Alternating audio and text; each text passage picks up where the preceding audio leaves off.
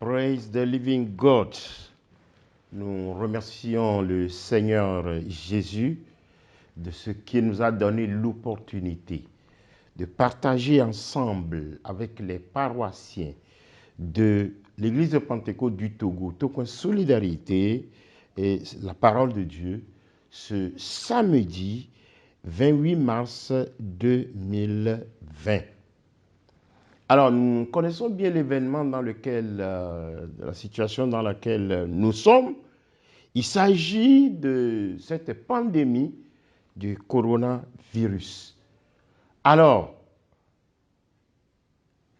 pour cela, quel est le thème que je voudrais développer cet après-midi à l'endroit de tous les chrétiens?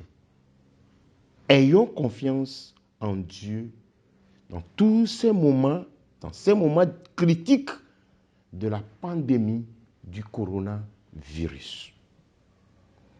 D'entrée de jeu, je m'en vais vous dire que pasteurs, apôtres, diacres, anciens, diaconesses, nous devons au prime abord confesser nos péchés à Dieu. Confesser nos péchés à Dieu. Puisque la première épître de Jean, le premier chapitre, le verset 9 nous dit que si nous confessons nos péchés, il est juste et fidèle pour nous les pardonner et pour nous purifier de toute iniquité.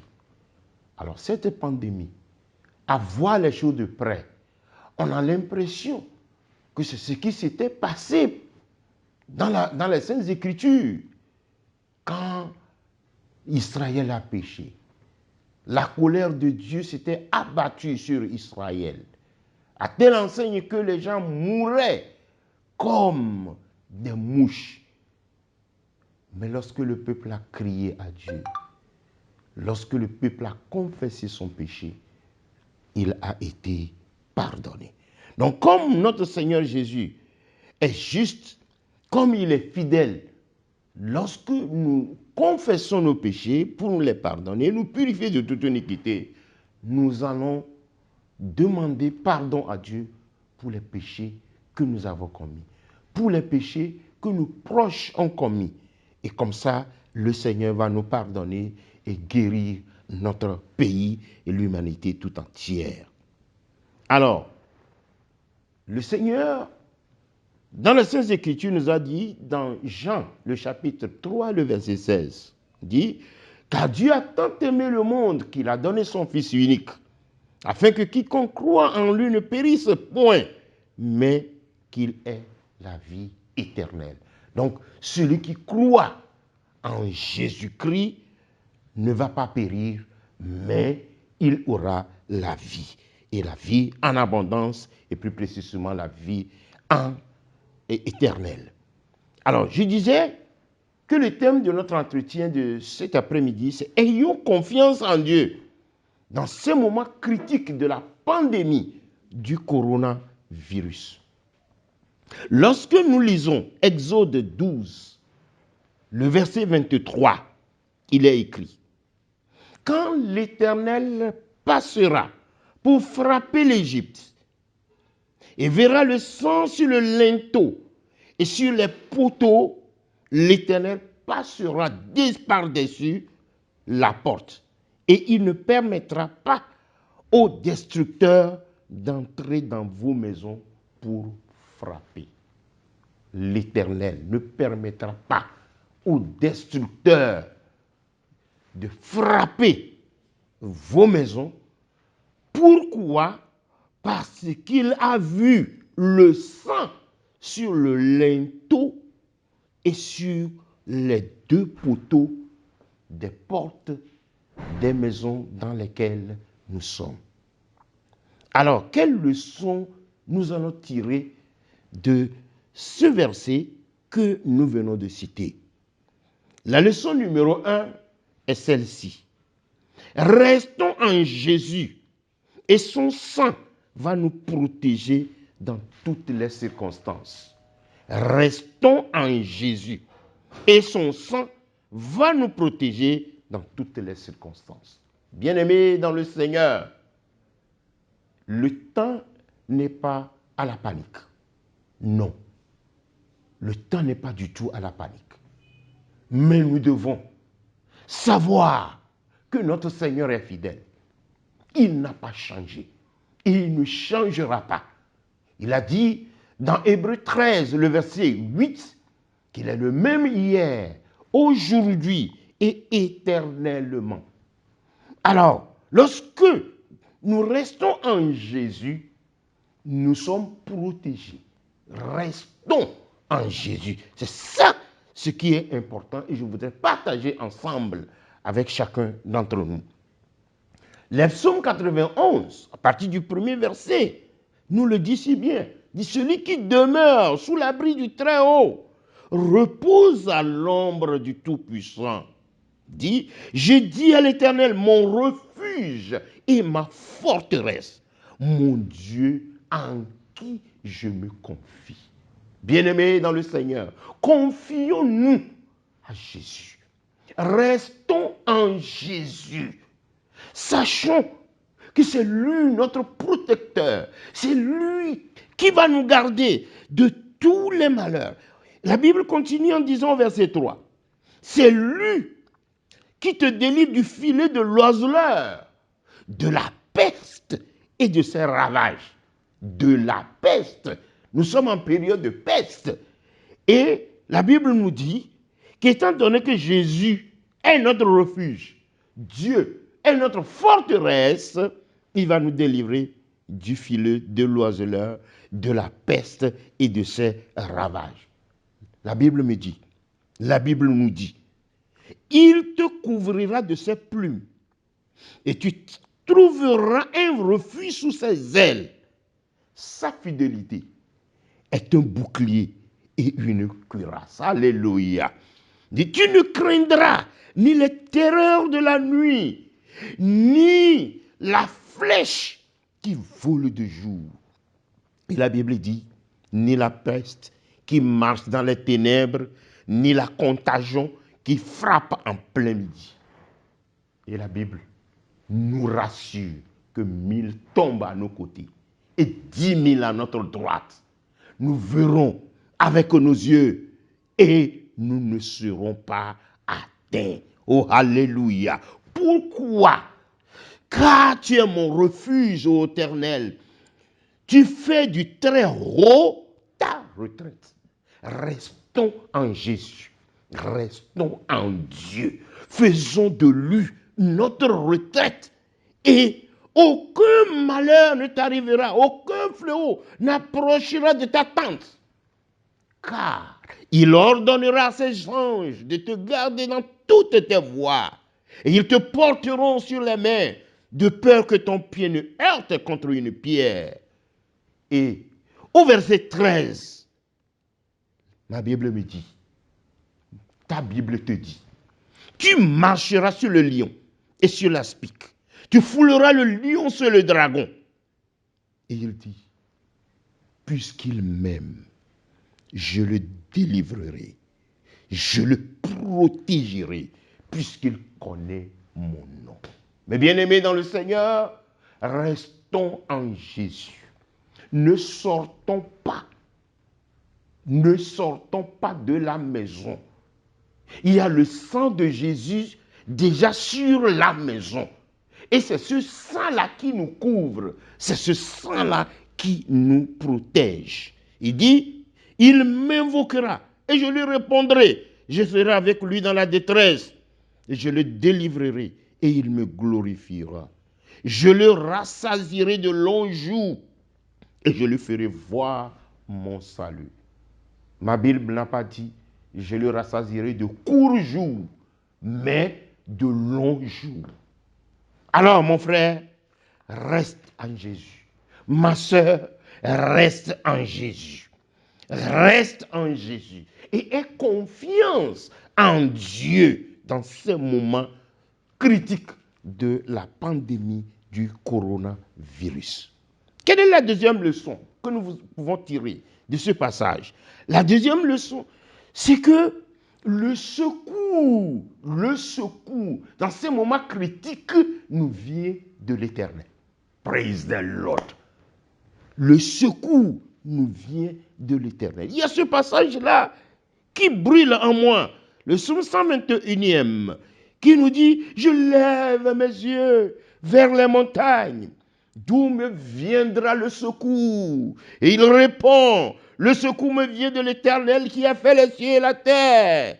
Il ne permettra point que ton pied chancelle. Celui qui te garde ne sommeillera point. Voici, il ne sommeille ni ne dort, celui qui garde Israël. L'Éternel est celui qui te garde. L'Éternel est ton ombre à ta main droite. Pendant le jour, le soleil ne te frappera point, ni la lune pendant la nuit. L'Éternel te gardera de tout mal. Il gardera ton âme. L'Éternel gardera ton départ et ton arrivée dès maintenant et à jamais. Alors, puisqu'il est notre secours, le secours nous vient de l'Éternel. Soyons en lui. L'essentiel, c'est ça. Soyons en lui et nous aurons indubitablement le secours de l'Éternel. Ici dit que pendant le jour, le soleil ne va pas te frapper. La nuit, le soleil ou la lune ne va pas du tout te faire du mal. Mais c'est dire que l'Éternel qui nous garde, l'Éternel qui me garde, l'Éternel qui te garde sera nuit et jour avec toi. Sois en Jésus. Soyons en Jésus. Soyons ancrés en lui. Et le secours nous viendra de lui. La troisième leçon, c'est que nous sommes dans un moment vraiment critique. Les travaux ne marchent plus. Aujourd'hui, j'ai fait un tour et j'ai remarqué au grand marché, vraiment, c'est difficile. Mais, qu'est-ce que mon Dieu, notre Dieu nous dit? Dieu pourvoira à tes besoins. Dieu pourvoit. Il pourvoit. Lorsque nous voyons le cas d'Abraham, Dieu lui a demandé de sacrifier son fils Isaac. Abraham a pris le bois pour l'Holocauste. Il a chargé à son fils Isaac. Il a également pris le feu, le couteau, et les deux marchaient ensemble. Et son fils Isaac de lui poser la question. Papa, voici le bois. Voici le feu. Où est l'agneau que nous allons sacrifier? Genèse 22, verset 6 au verset 8. Et le verset 8, plus précisément, nous dit ceci. Mon fils, Dieu se pourvoira lui-même de l'agneau pour l'Holocauste. Alléluia. Dieu lui-même, comme son nom, c'est Yahvé Jireh, l'Éternel qui pourvoit, l'Éternel dans ces moments critiques. Ayons seulement confiance en lui, il pourvoira à tous nos besoins. Dans les moments critiques, l'Éternel a toujours pourvu aux besoins des siens. Donc, ne désespérons pas, ne paniquons pas, mais prions notre Dieu et ayons nos regards fixés sur lui et il va intervenir dans nos vies comme il a fait dans la vie d'Abraham. Et quand ils étaient arrivés, est-ce que Dieu n'a pas pourvu? Dieu a donné effectivement l'agneau, comme Abraham l'a prophétisé. Il a donné l'agneau. Alléluia. Donc, c'est dire qu'aujourd'hui aussi, quelle que soit la situation, Dieu va pourvoir à nos moyens, à nos besoins.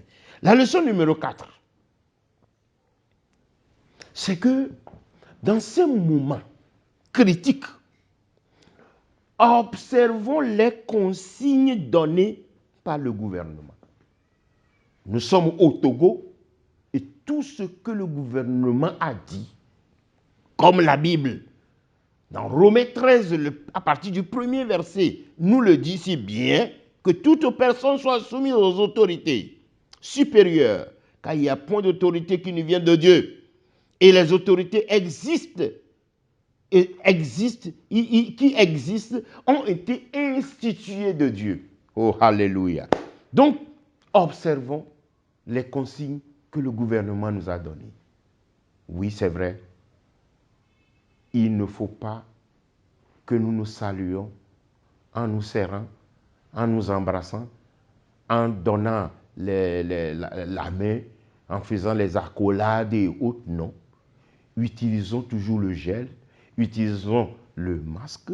C'est parce que j'ai voulu communiquer que je n'ai pas porté mon masque, sinon j'ai mon masque. Donc, suivons les consignes telles que le gouvernement nous l'a si bien dit. C'est pour notre bien. La Bible nous dit d'être vraiment éveillés pour que le Seigneur puisse nous aider. Et pourquoi faire tout cela? Sachons ceci. Notre Seigneur Jésus n'a pas changé. Il est le même hier, aujourd'hui et éternellement. Et pour cette raison, en cette période critique, je voudrais confier les uns et les autres à ne pas badiner avec la prière, à ne pas badiner avec l'intercession, la recherche de la face du Seigneur, pour que le Seigneur puisse intervenir et ôter cette maladie pour la gloire de son nom. Bien-aimés dans le Seigneur, qu'est-ce que nous avons vu ce soir? C'est que le thème, c'est ayons confiance en Dieu dans ces moments critiques de la pandémie du coronavirus. Et nous avons tiré du passage que nous avons exploité, Exode 12, à partir du verset 23, nous avons tiré 4 leçons. Restons en Jésus et son sang va nous protéger dans toutes les circonstances. Nous avons également tiré comme deuxième leçon, le secours nous vient de l'Éternel, ne l'oublions jamais. Et en troisième position, nous avons dit que quels que soient les cas, Dieu pourvoira à tous nos besoins. Et enfin, en quatrième position, nous avons dit qu'il faut que nous observions les consignes que le gouvernement nous a données. Et n'oublions pas surtout la prière, la prière, la prière, la prière, parce que c'est Dieu qui délivre. Que le Seigneur lui-même nous bénisse au centuple. Amen.